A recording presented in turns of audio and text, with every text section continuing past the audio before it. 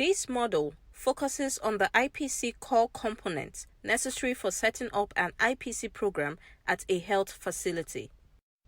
The objectives of this training are to summarize the WHO core components of IPC, strengthen national, state, and facility level approach to setting up IPC programs across all levels, and describe the interconnectedness between the WHO core components of IPC and how the core components synergize to build an effective IPC system in a country, state, organization, or facility. The threats posed by epidemics, pandemics, and healthcare-associated infection have necessitated the need for improved investment in a system that prioritizes evidence-based prevention of health threats for frontline healthcare workers and population at large, and integrated surveillance of health threats and response that is guided by research and led by a skilled workforce. An effective IPC system remains the cornerstone that underpins such strategy. The International Health Regulations of the World Health Organization recognizes IPC investment as the key strategy for preventing and limiting public health threats of international concern. The WHO core components include establishing an IPC program at the national, state, LGA, and facility level, development and availability of relevant IPC guidelines at national, state, LGA, and facility level, continuous capacity building on IPC at national, state, LGA, and facility level, integrated surveillance of healthcare-associated infection at national, state, LGA, and facility level. Application of multimodal strategies in planning and implementing IPC activities at national, state, LGA, and facility level. Setting up a robust monitoring, evaluation, and learning system at national, state, LGA, and facility level. Workload, staffing, and bed occupancy at facility level, and built environment, materials, and equipment for IPC at facility level. For an IPC program to be effective, it should be informed by IPC priorities of the national, state, LGA, or facility level, and a risk or baseline assessment should be conducted at the specific level. This will form a component of the IPC work plan. It is important to use multimodal strategy in designing the activities for the IPC program, with a clear time frame, indicators, and persons responsible. Doing so makes monitoring and evaluation easier to conduct. Implementation of IPC programs is facilitated by the existence of a built environment and availability of IPC materials, including equipment. This aspect is critical in ensuring a safe work climate, preventing healthcare-associated infection, and antimicrobial resistance surveillance. Furthermore, the IPC program should target workload, staffing level, and bed occupancy. Ensure the staff are not overburdened to prevent burnout and low productivity. Ensure the availability of adequate human resources for health based on the number of beds available per ward.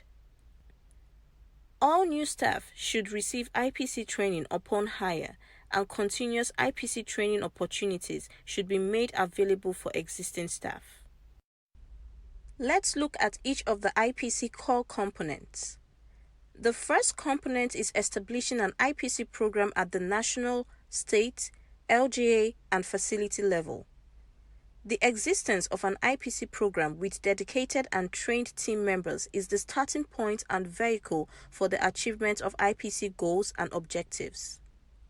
Major activities to inform IPC programs include baseline facility assessment, program planning, periodic risk assessment, routine facility assessment, and program evaluation. Program goals focus on high-risk and problem-prone activities, and core responsibilities of the IPC program should be contained in a plan. The plan should capture specific goals and SMART objectives that can be quantified and are achievable with a clearly stated timeframe and responsible persons. The Healthcare Facility IPC team should jointly identify the areas to be addressed based on the results of the risk and baseline assessments. The development and availability of relevant guidelines is an IPC core component. Evidence-based IPC guidelines should be developed to guide the healthcare workers in monitoring and responding to healthcare-associated infection and reducing antimicrobial resistance. Training relevant healthcare workers on the available guidelines and monitoring implementation of the guidelines should be prioritized to ensure adherence and compliance. Adaptations to local conditions should be considered to facilitate ease of uptake and effective implementation. Another core component is continuous capacity building on IPC. The management should support the continuous education and training of all healthcare workers as part of their core mandates by using team and task-based innovations, including facility-based simulation activities, to reduce the risk of healthcare-associated infection and antimicrobial resistance. IPC training is valuable for all staff but could be prioritized for IPC specialists, all healthcare workers involved in patient care, and service delivery and other support staff such as cleaners, administrative staff, porters, and attendants. Periodic evaluation of training programs and curricula, including staff knowledge, are important monitoring, evaluation, and learning mechanisms to audit knowledge products and engagement modalities. The surveillance and prevention of healthcare-associated infection is a core component of IPC. Reducing the incidence of healthcare-associated infection is an achievable outcome when an effective IPC system is in place. Setting up healthcare-associated infection surveillance at the national level requires the full support of the government and relevant stakeholders. The national structure should have clear case definitions with methods of detecting those infected and the population at risk. There should be a clear chain of reporting data and risk communications. The Facility IPC Committee is responsible for planning healthcare-associated infection and antimicrobial resistance surveillance, including analyzing and interpreting relevant data and disseminating information to stakeholders. The prevention of healthcare-associated infection is a continuum. Healthcare-associated infection surveillance and prevention leads to improved patient safety. This in turn leads to better quality of care and improved patient outcomes. In turn, the overall health system is strengthened, leading to better health for the whole population. The application of a multimodal strategy is an IPC core component for an effective IPC program. The multimodal strategy consists of 5 elements: build it, teach it, check it, sell it, and live it.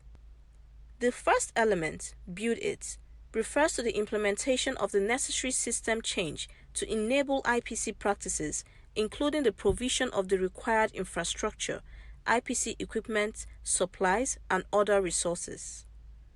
Teach it refers to identifying the personnel that need to be trained and the type of training that will be required. Check it refers to monitoring and feedback. Existing IPC gaps at the national or facility level need to be monitored to guide interventions while providing feedback to the healthcare worker. Sell it refers to ensuring adequate promotion of interventions, advocacy, and social marketing of the intervention to reinforce messages to healthcare workers and encourage cues to action. Live it refers to culture change across the board, through the support from higher level management acting as IPC champions for improvement. The use of appropriate IPC tools for monitoring compliance with IPC interventions and auditing IPC infrastructure, including knowledge and practice, is critical to improving monitoring, evaluation, and learning systems. The monitoring and evaluation plan should clearly state the data collection tools to be used, periodicity of data collection, data management process, and channel of data reporting. The program should monitor the quality of outputs and what outcomes emanated from the investment. The IPC program should be also evaluated to assess progress or otherwise based on the set goal and objectives to learn and cross-correct. When monitoring and evaluation findings are shared with facility and national leaders, they could catalyze behavior change and system modifications to improve IPC practices, reducing the risk of healthcare-associated infection and antimicrobial resistance. An effective IPC program needs to consider workload, staffing, and bed occupancy at facility level, as this is an IPC core component. The standard of 1 patient per bed with adequate spacing between beds and 1 IPC nurse per 100 beds is central to ensuring healthcare workers provide quality care to the patients in a safe environment. This principle is applicable across all triage areas and emergency rooms. Overcrowding could overwhelm the healthcare worker and facilitate infectious disease transmission. Culture change across the board with support from higher level management will be needed for implementation. A well-ventilated environment with adequate wash facilities and appropriate PPE across all points of care are a core component of an effective IPC program at health facilities.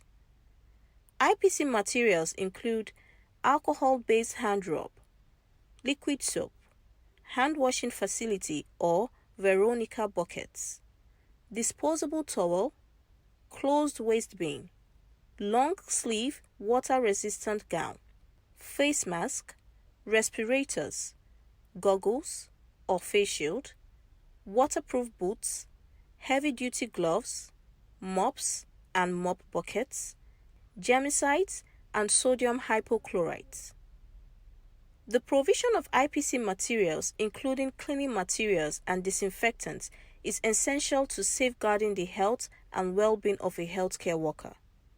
Administrative controls, when complemented with environmental and engineering controls, provide significant control over risks and hazards associated with some healthcare procedures. When the required IPC materials, including required PPE, are available for usage, they help break critical points along the chain of transmission of infection.